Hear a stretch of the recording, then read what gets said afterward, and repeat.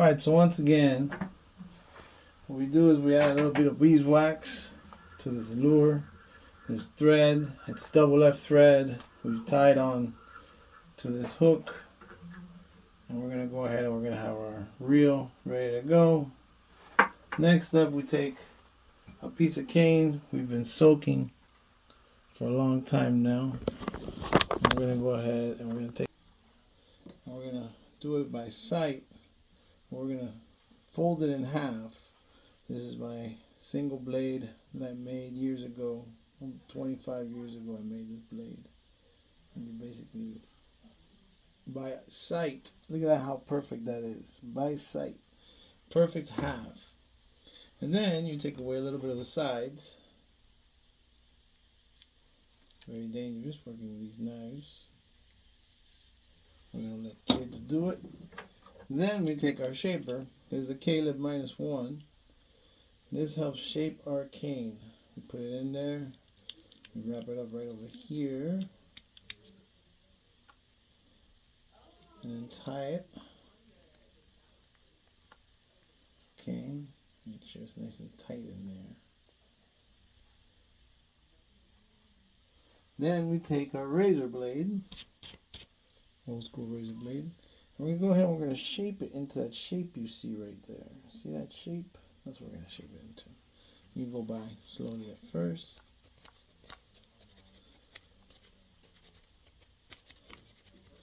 Making sure to take off small pieces and not taking off everything at once. This process, this is very custom made. This shaper was damaged years ago, and Dr. Ross actually fixed my shaper tip, which is amazing. This is pretty good cane. It's from Arizona. It's arundo donax is the name of the actual plant. We make our reeds from to play the oboe, the bassoon, the clarinet, everything. But this particular cane here is sourced from Phoenix, Arizona, where it came out to about $1 a piece. Now, I'm doing all this work, which is why it comes out cheaper. If you wanted to get the piece already shaped and folded and ready to be tied, that'd be more expensive. And you could even buy a blank reed, and you could even buy a made reed. But that's what I'm doing. I'm making a reed. And the easiest way for me to obtain my best profit margin is to go ahead and shape and fold myself. So basically the only process that they go through on these types of reeds that I buy, the cane has been gouged. That means thinned out from the actual tree. The actual tree, which looks like, where's a piece of cane that Bruno gave me? This is arundo donax. This is a piece of a plant. They go ahead and they splice it into 4, and then they thin it out into the piece that we started with here, and we fold it, and now it is shaped. Now at this point we go ahead and we start our measure. So we're going to go ahead and this is our staple, right, tube that we're going to be tying it onto. And we're going to go ahead and we're going to mark first the middle so we don't tie lopsided. That's what I just marked right there. We didn't mark the middle. And then we're going to go ahead and put the cane right in there. And then we're going to take our measure, which is open to, this is a picometer, and it's measuring 73 1/3.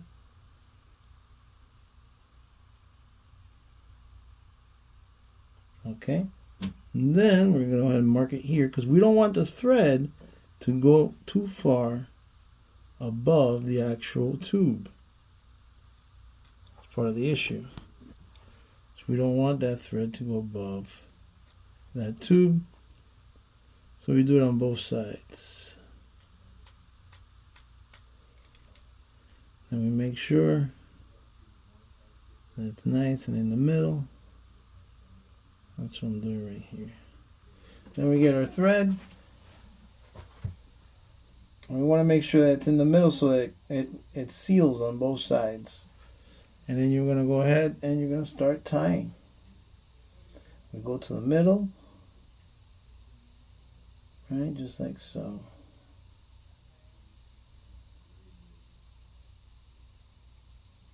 Okay, I'm making sure, put your fingers on both sides, and this is with pure energy, just like so. And then you cross over. Once you get the top, you cross over and you come down.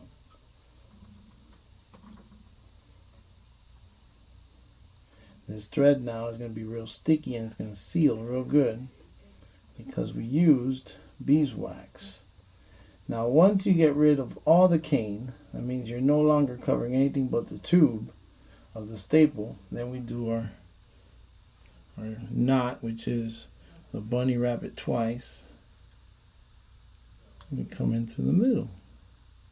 And that's how Dr. Oz taught me. And you come down slowly, make sure it's all nice and even. So you do that once, you do that twice, and you can keep going at that point.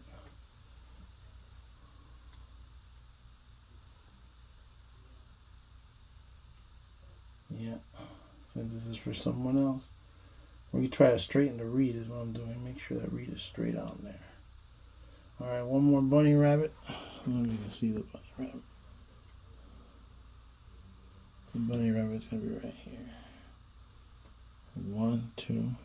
That's going to be a little bit longer. 1, 2, 3. It goes right on there. Then once we go ahead and we tie this real nice and secure, then we get our razor blade or knife of choice, and we cut it off there. We cut it off here. Now once this is done, now we check a few things. Check to see how long the reed is. Let's see here.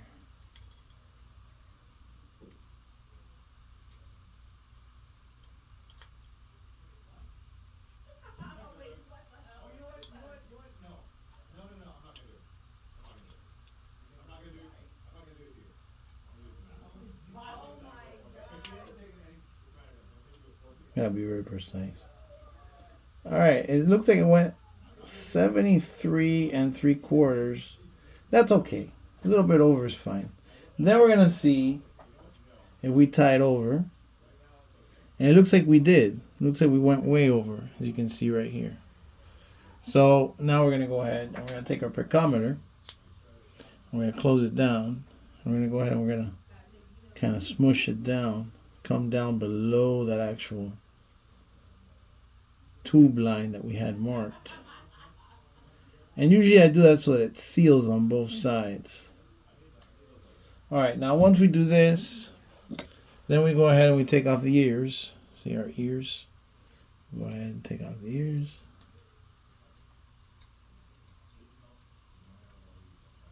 Alright, now we're going to go ahead and we're going to take a rough knife. Well, this is actually not rough, but it'd be faster. And we just start scraping. And the goal is to get the end of the reed to be the thinnest part of the reed. This is too sharp. I'm going to take off part of the reed, so you got to use something even rougher. Nope, not that one. Here we go. This guy. This guy's nice and rough. If you use a knife that is too sharp, then you can take off part of the reed. But we're just trying to get this thinned out here at the very end. We're just going straight to the end, straight to the end, straight to the end, straight to the end. And then we turn it around, we do the same thing. And you'll see why in a second. This is a very important step. You can't just leave the reed and come back to it, because it will pop on you. So now, taking out the other side, both ends. And you'll see that I kind of maneuver towards the middle like a V. That's what I'm doing right there. Okay, now both sides. I turned it around again. Try to get it as thin as possible. Because now we take our plaque. which I used to have a teardrop plaque, which was a lot cooler. And we go ahead and we put it in the middle, and we just like so. I think I ended up taking a piece of the, yep. So you see what ended up happening here is that the plaque ended up taking a piece of the cane with it. I don't think we'll be able to save this one. So now we have to start all over again. Alright, we're going to try this again. So we got our tied reed. Here's number 3 again. 3 out of 5 we need to tie. We're going to go ahead and we're taking off just a little bit. Just like so.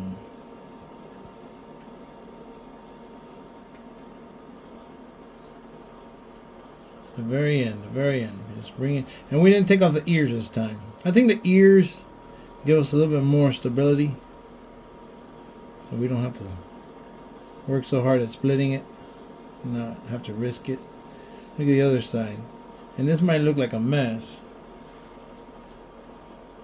It's actually coming along quite well. Cane's coming off. And it's really fresh cane because it's hard to fold. See how we have that gap in the middle? That means it's really fresh. It doesn't want to fold. But you'll see it fold now because we're about to open it up with our plaque. The plaque is so that we can work on the reed, so we can finish shaping the reed. That is what the plaque is for. As you go deeper into the knife, closer to the actual handle, the blade is always going to be sharper. Some people know that, some people don't. Also, the very end of the blade is precise. Alright, pretty good. Now we slip in our plaque like we did before. See? And we very easily maneuver this.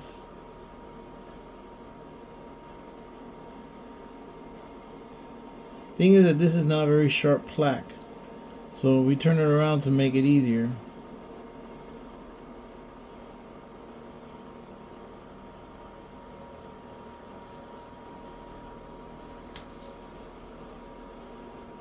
And we still have a reed. Good. So now we can slip in the middle, and you can see both sides of the reed, and we continue to work, taking off all this stuff. See, now all of it is coming off. And really you can do the ears later. You don't have to do the ears right now. But now we can work on a reed and actually make it by having the plaque in the middle. And that is why the plaque is so important.